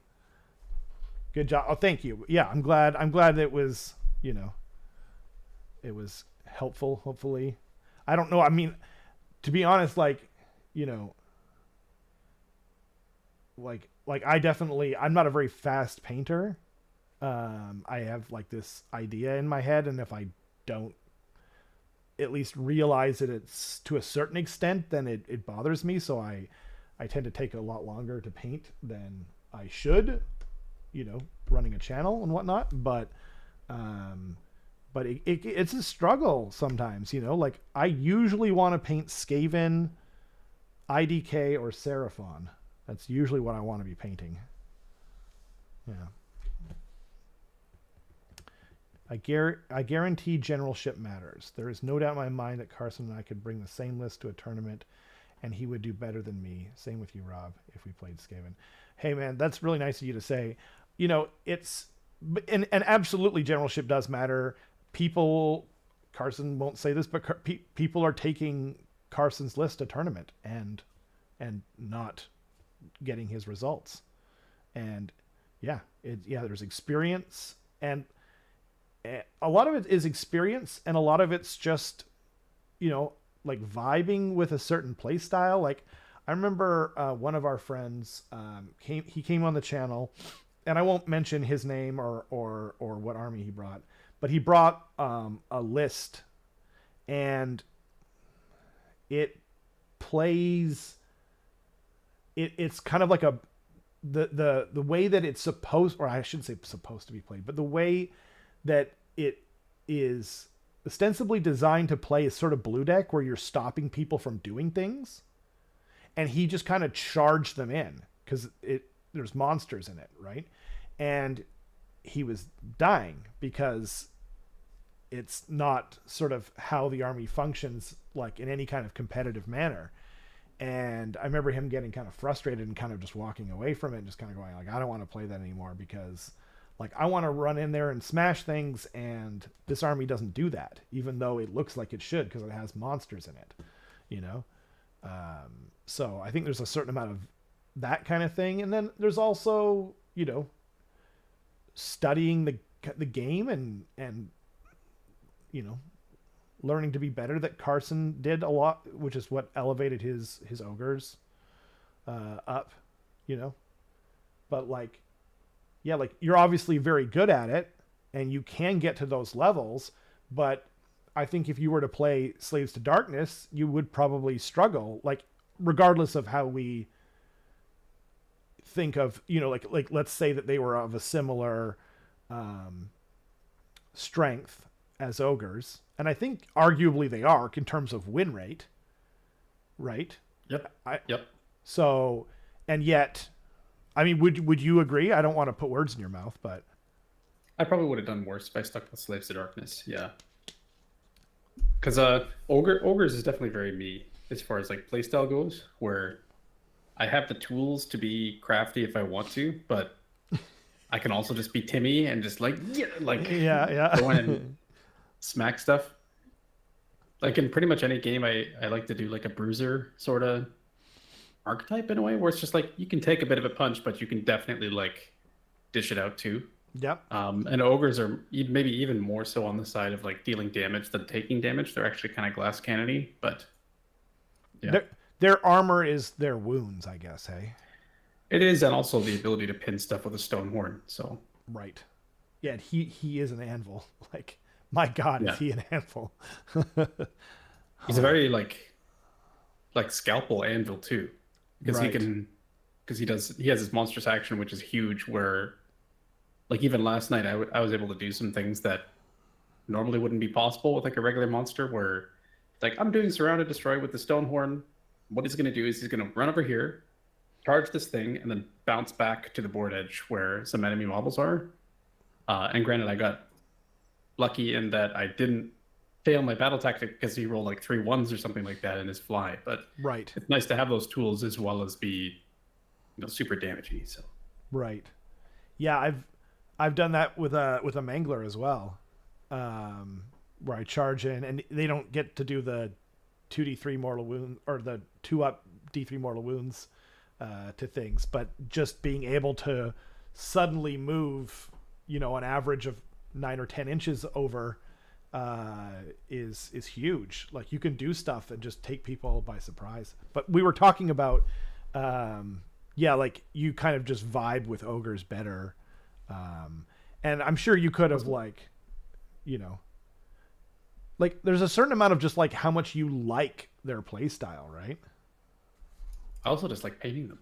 Yeah. Like, one thing sure. I've realized, like the Slaves to Darkness is definitely my hobby project where I'm painting them Bretonia-esque. Mm-hmm. But it kind of has to be a combination of I enjoy playing this, which motivates me to paint it. Yeah. And like painting ogres is my happy place for sure, where I had no problems painting the Maw Pit and the Gorgers when they came out. Like all of that's painted up now. Whereas like I've had these 10 Slaves to Darkness warriors just sitting on my painting table, and I just like look at them and I'm like, not today. I'm probably gonna end up like putting them away, and what I might focus on instead is just like painting up redundancy in my ogres, just so that when 4th comes out, I can shift around a little bit easier. That's a great idea. Or even just like, you know, I know that you could even just like, if there's something, or is everything else for your Slaves to Darkness army painted other than those warriors that you were mentioning? No. So that works then. That works then, because what I was going to say, is there anything that like you feel like painting in them, like you're inspired to paint? No, fair enough. So I guess for you, a lot of it is kind of the game in a way. It is the game. Yeah. And like I love putting a lot of time into my models. Right. And I love spending weeks just painting like a single unit or something, like just to have this awesome end result. But I like being able to use it too, because like The rest of the Slaves to Darkness that I have, even though I think they're maybe the best stuff I've ever painted, they just sit on the shelf because I just don't like using them. And there's something that just like is really unmotivating about that. So Yeah, that's it's fair. tough. Hopefully they'll have a better vibe to play with in 4th edition, because yeah, you know, I wonder if it would be good to, like, if you would want to like borrow something of mine to use in a tournament that might kind of change how you feel. Possibly, yeah. Yeah. Like an army of yours? Yeah, like I've got Soulblight Gravelords too, and they've got a deep bench, you know. True. Yeah. All yeah. I don't know. That was just an idea that came to mind, you know. Yeah. Bring it to like an RTT or something, especially. Could be Yeah, fun. exactly. And then maybe you paint some of my Soulblights. I mean, yes, it's all for you, Carson.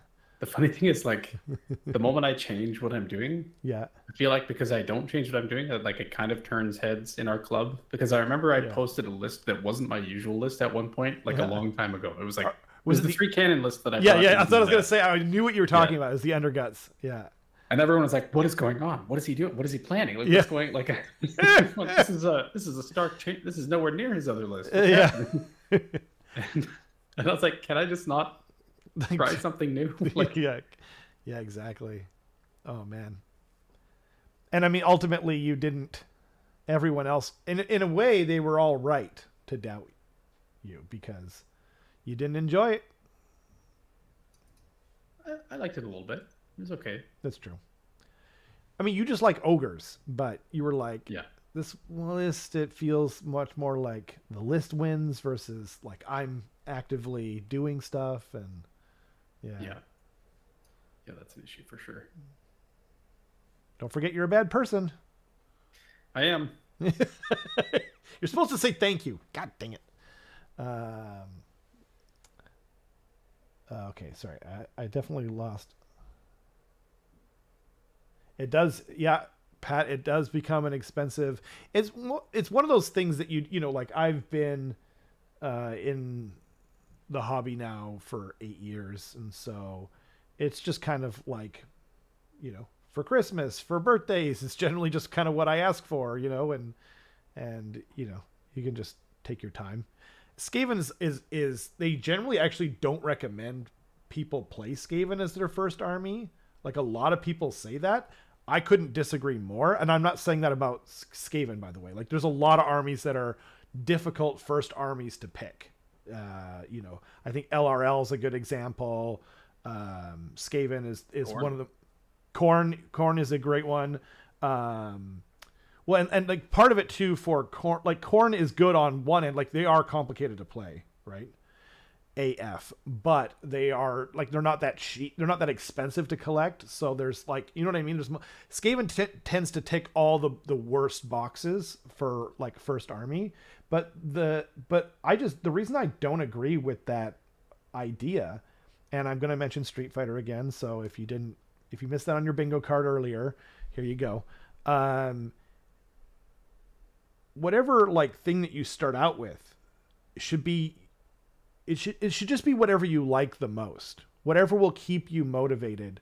And like, it's true that like, if you're only kind of halfway through the door, if you pick something that's difficult, you might have otherwise left, you know what I mean? Like that's true. Like that, there are situations where the thing that you like the most isn't going to be the best thing. But if you're gonna, you know, I mean, like for me at least, it was like I came here for Skaven, so like it didn't matter. You know what I mean? Nothing else mattered. You know, I wanted Skaven. So yeah, if like whatever you like the most, I think is usually as a general rule, the best motivator for painting, playing, you know, getting better, lore. Like people get into different stuff for all sorts of different reasons. LRL, my son's first army is sitting in a container, very hard to play, and he is a veteran gamer. There you go. Yeah, it's very true. I don't play LRL, by the way. Like, so, you know, don't at me. But it just, they seemed like they don't seem easy to paint, is what I was thinking. That was my first reaction. And then LRL, they just seem a little bit more complicated. Like, you have to kind of, I think you have to kind of understand the game a little bit better. Like, I remember when Seraphon got their book in AOS 2, right before the pandemic hit, and it was, they had this really dumb rule where the Bastiladon had a 1-up save, right? And because of how the general rules of the game work, it meant that until he went down a bracket, he had an unrendable save. It's really hard to explain, right? But, you know, for the sake of time and ease, this was the rule. And then when we moved over to AOS 3, they changed the wording on how saves work. So he no longer had an unrendable save at his top bracket. And it's just like, and we, you know, people asked in the FAQ, and I don't think they answered it at first, or if ever. And it was just like, so this is clearly their intention, you know, is that they designed it for it to be an unrendable save until you, and it makes sense, until you chip the armor away. You know what I mean? It's like an Ankylosaurus, so it's just like unkillable, right? It's really hard to get through. But that was so like dumb for anyone, especially like for lizardmen, which are like one of the more popular armies in terms of like hobby stuff. They just get so many people into the hobby. Like, even back when we didn't have a book, or a proper book or anything, no command traits, artifacts, anything, spells, etc. Huge representation at tournaments, you know, even with those funky old models. People just like lizard men and riding dinosaurs, shooting laser beams. Like, it's not hard to figure out, right? But man, like, you're going to make complicated rules on them? That was a bad choice. But yeah, I don't know. I guess my point is just that play whatever you like the most. The more people that are in this hobby, the better. And so I think that's the best way to keep more people and get new people into it as well, right?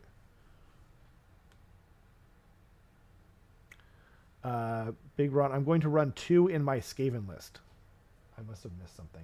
I'm sorry. My original straight out of the Battle Tome Gits list I made, that book came out, is now over by 300 points. Damn. Yeah. That was one of the few, and correct me, like, I see if you agree with me, Ludovicus. I'm not saying this is a statement of fact. I started playing Gits like 7 or 8 months before I got back into Gits, about 7 or 8 months before we got the new book. I do think that book was quite overtuned when it came out, is I think a fairly easy statement to make. But yeah, I think I don't know. I think they've definitely gone too far. They're sitting at like a 48% win rate, and now they nerfed them again. Come on, guys. I think I saw that they were like the lowest. They had the worst win rate now or something as of that battle scroll. Kids? I thought so. On one of the charts that you guys posted. I don't think so. One thing that's so I know Warhammer has been separating out like casual/RTT win rates, yeah, GT win rates, yeah, and combined. And RTTs are, I don't care. Like, yeah, don't include those. Some people were commenting on those in our team Discord. Like, like I think it was one, like in our club. Oh, okay. Yeah. The RTT casual win rate, and people were like commenting on it as if it was like significant data, and I'm like, don't look at that. It means nothing. It actually means nothing. because like I've It's seen not even about whether it's 3 games versus 5. It's that an RTT is usually like 10 or less people. Yeah. Yep. And Most they all of them kind of know each other, essentially. they kind of know each other. It's basically like a local store holding an event. And, you know, yeah, like I couldn't, like even during, when Skaven had the lowest win rate in the game, and there were still people winning RTTs with them. You know what I mean? And I don't put as much stock in the win rates as other people. Like I'm not a hater on those stats. I think they're good to know, and I'm glad that people are paying attention to it and sifting through the data. That looked bright. No, I don't care. But I do think that the RTTs are. I'm by the way, if you want an RTT, that is awesome, and what we're talking about takes nothing away from it. We're just saying that as a faction, you just can't include that data. It's like it's already hard enough to like collect data. You know what I mean? But like, I mean, yeah. How many times, you know, like until you get to game 4, you're not even really separating the people. You know, like the people who are playing well, even almost. Well, not. I shouldn't say it like that. I mean, you can go to an RTT that's very competitive. Like I've definitely been to. Sometimes I've been down to Aegis where there's like maybe 10 people at the RTT there down in Bellingham, and then one of the players is like, well, obviously I'm there, and then there's like Matt Beasley, and then there's Matthias, and there's like, so it's like you have Team Canada and Team USA players, and then myself who went to the World Championships too, where I'm just like, we just like showed up to this local store, and God dang, hopefully no one is like saying, oh, I'm gonna try out Age of Sigmar tournament for the first time ever. Like that would be terrible. Like those RTTs can certainly happen. Yeah, but I guess my point is that it's very skewed. Like with a GT, if you're committing to like a 5-day GT, it's very uncommon for it to be like 8 to 10 people essentially, and you're just playing 5 games. More often than not, it's at least 24 people, and it's like a structured event. Right. So you kind of get rid of those like statistical anomalies where it's like, you know, here's a tournament where it's like Dave's learning game, RTT, and like it's everyone's first time, and then unfortunately someone shows up and just like murders everyone at the tournament because it's not their first time. Absolutely. That's why it's statistically insignificant, I think. Well, it's not just that though, too. It's like, and if you win an RTT, it doesn't mean that you're playing against noobs or that you won out of luck, right? But it also doesn't mean that you are necessarily playing with enough competition to make a significant data point on faction win rates, is I guess what I'm trying to say. Because like I have a friend who plays a very competitive 40K, right?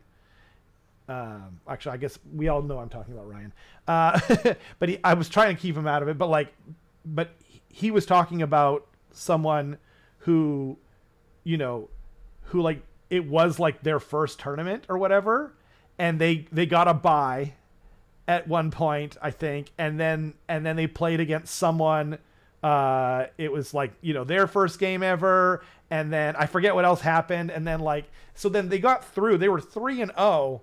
And they just didn't know what they were doing. And then they went up against someone who really knew what they were doing in game 4 and got destroyed. You know what I mean? But like at an RTT, like that could happen. You could just, and I'm not crapping on the data. And Warpstone Enjoyer, which again, I know you've been here many times, but my compliments on the name. I also enjoy my Warpstone. Warhammer separates the two out now. Should they stop recording it entirely? He's referring to RTTs, I assume. I wouldn't say that. I don't think so. Yeah. I think it's important to know the difference, actually. Yes. It's valuable info. I just don't think it should be combined. So I appreciate that they do like one, the other, and then when they do combine them, they specifically say combined win rates. Right. So I like that. It would be Yeah. nice to have more sectioned off data where it's just like, here are GTs of at least 50 people. this is the win rate there. Yes. Here oh are, man, I would Yeah. be way more interested in that data. Like if you're going to stop recording something, I would say RTTs are probably the first thing I would stop recording. But the interesting thing about RTTs is, like, if let's say that the win rates on RTTs were largely similar to the GTs, then you would say, okay, well, it would actually kind of point to the fact that RTTs are valuable data, because it's like, well, we're seeing similar win rates here, guys, right? But that's not the case. like they are crazy different. Not only are they crazy different, they're crazy different every time. They're not keeping the same trending rates. It's not like these armies tend to do better at RTTs. They're just not consistent. So it just takes away from some of the value, I think, of looking at it. And there are definitely, by the way, there are armies like, or one interesting thing would be like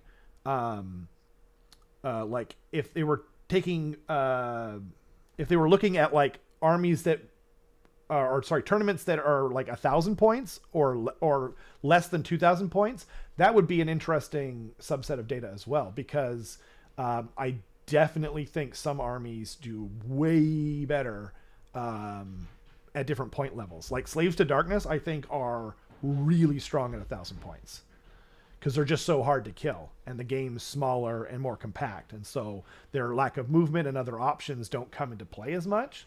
You know what I mean? And that's just a theory, but like we would know more if we were kind of keeping track of some of that data, you know. Sorry, can you hear that? Nope. Okay, that's good. My giant rat Or at wolf. least I can. Okay, yeah, my giant wolf rat is skittering across the floor above me, and it's very loud, and it's actually really hard to concentrate. That's good. That's what you want. Yeah, exactly. Said, I won't argue with you that it came out overtuned. I think he's referring to the Gitz book. But I think they've gone too far in the downtune. I agree.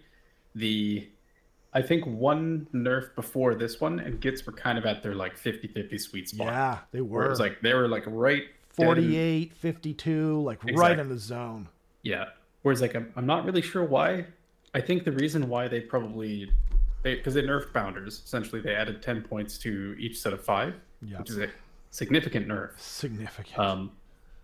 And I think that the reason why they did that wasn't because Gitz as a whole were doing too good. I think it's because every Gitz list that was doing good had bounders in them. That's and true. I kind of wish that they just elevated something else. Yeah. Like, it would be nice to be like, okay, these are cheaper now. Yeah. But I can also see like maybe and they did elevate Spiderfang, but they're still not takeable. Like, who cares? Like, they're still like, there are some people out there. Conan, does really well for taking Spiderfang, but yeah, that was such a poor decision. My God.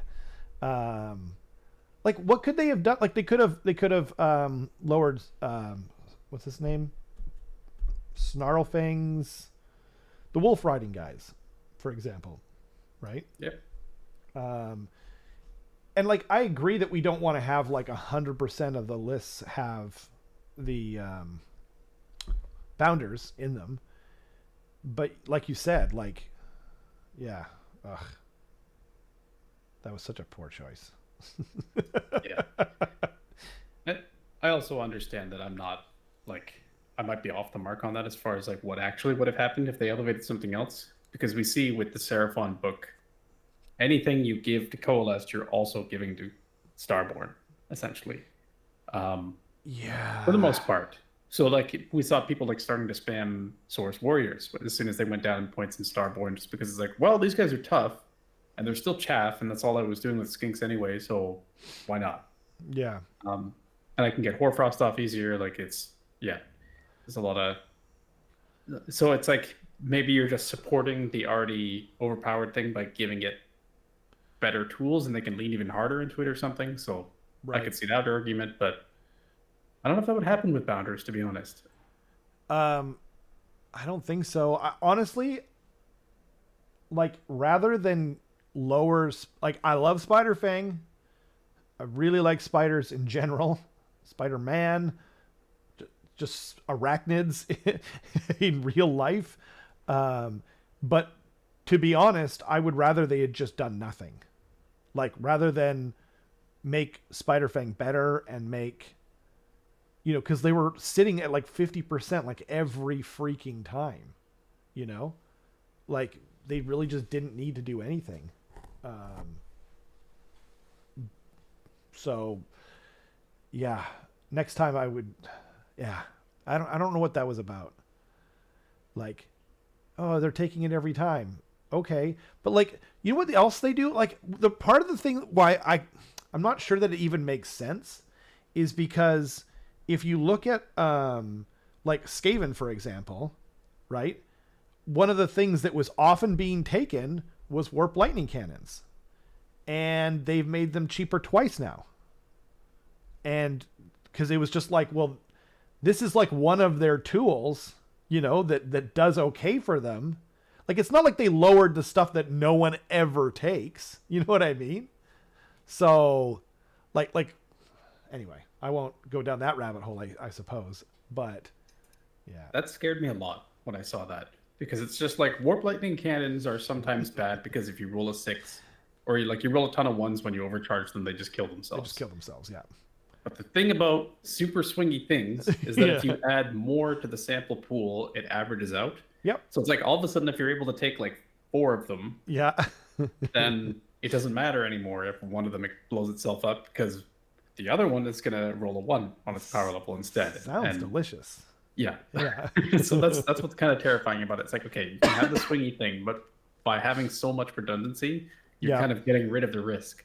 So it's true. Terrifying. I mean, you are and you're not. Like, so like when I was playing them before, right, at 150 points each, that's 450 points, right? And they all killed themselves at the top of turn 1. Like, top of 1, move them up slightly, and they all killed themselves and did almost nothing, right? That's 450 points. Now, at 130 points, if the 4th one does that, we're talking, what, 520 points? Is that right? Right? Yeah. Yep. So then you could theoretically like lose. You could like gamble even harder and lose even harder.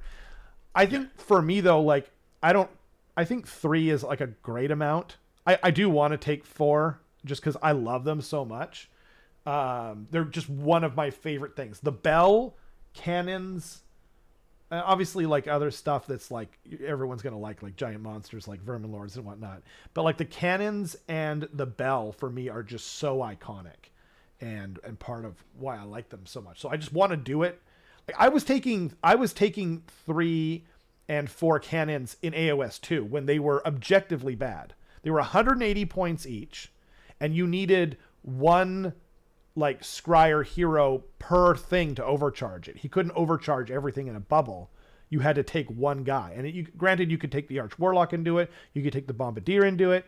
But it was just objectively bad. And I was still taking them because they're warp lightning cannons and therefore they are awesome. But yeah, I think like the main attraction for lowering the warp lightning cannons is I just have room to take other things. You know what I mean? Like I was taking the Hell Pit even at like 200 points, and then they made him 180 points, and I'm like, cool, okay. What else can I fit? Like I basically just keep adding like endless spells or whatever. I'm just like, everything's coming up Millhouse, man. This is awesome. Yeah. Oh man. 3 is good, 4 is better. Exactly. Not to mention your now deadweight heroes. I'm not sure what that refers to, but I mean, they're dead men walking if my lightning cannons are in range of them. So, although in my game against Pat, because I rolled so poorly, I didn't even kill his Hell Pit Abomination. So, yeah, it can go against you too.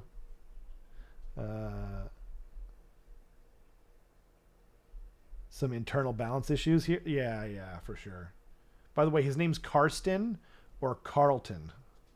Or Carbon. Or Carbon. I forgot. He also goes by carbon. Yeah.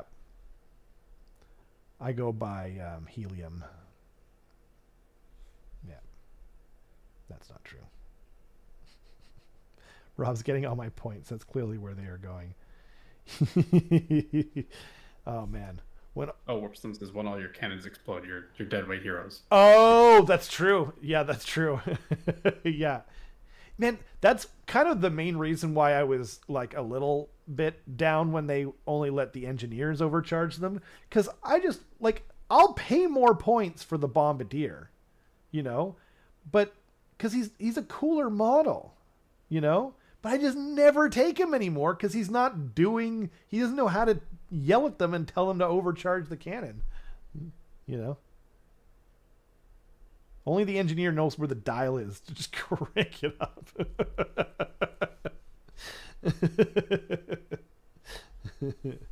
Oh, man. You think the Bombardier would know if anyone. He's just like, I'm going to show you mother effers how it's done. Oh, man. Did you discuss the possibility of indexes? The Honest Wargamer thinks it's happening, but I don't know whether to trust that.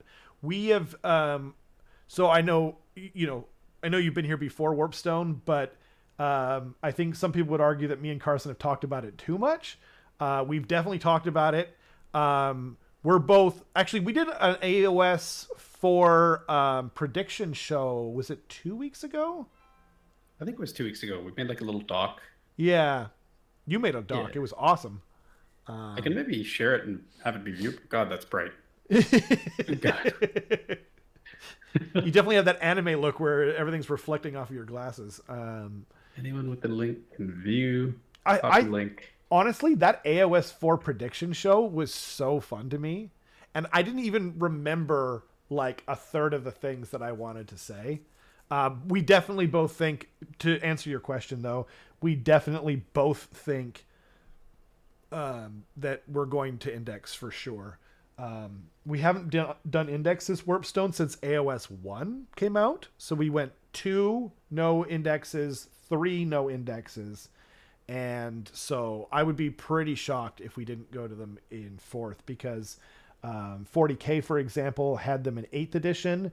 They didn't have them in 9th edition, and then they had them again in 10th edition. So they only missed 1 edition, whereas we've already missed 2 and not had them. Also, I think there's just going to be fundamental changes to the game to the point where they're gonna have to. Otherwise, stuff isn't going to make sense. Like, fingers crossed, measurement ranges on melee attacks, for example. So yeah, I just posted a link to our that predictions document in the chat for anyone that wants to see it. Cool. You didn't make it editable, right? Because no, it's viewable for anyone with cool. a link.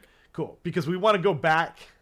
I can add it to the description if we want to, but we want to go back after it comes out and see how wrong we were, and drown our sorrows. That'd be fun. Yeah. I mean, man, yeah, that would be really fun. We should have made some kind of bet or like, like, I don't know, like poker chips kind of gambling with it. I don't know, but that would have been fun. Yeah. I mean, and they also did it with, they kind of had to with the old world. I suppose that doesn't even make sense, but,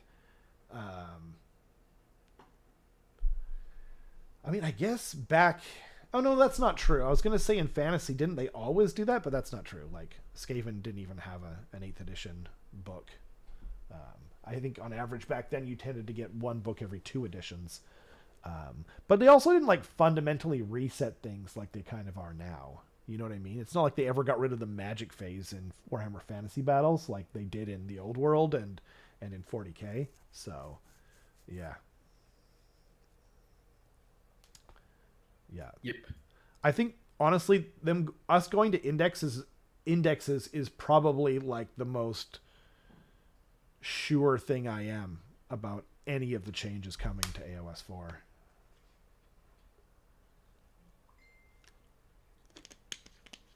Like, we thought they were going to do the get rid of the whole melee range and do ranks for the combat phase for 3rd edition. especially with all the changes they made to coherency, and that never happened. So like, man, I mean, and they even tried it out, but like, I'm still just like, I don't trust them to make a good decision over this at this point, you know, after they failed me before. But yeah, I think we're gonna make it a shorter episode this week. Yeah.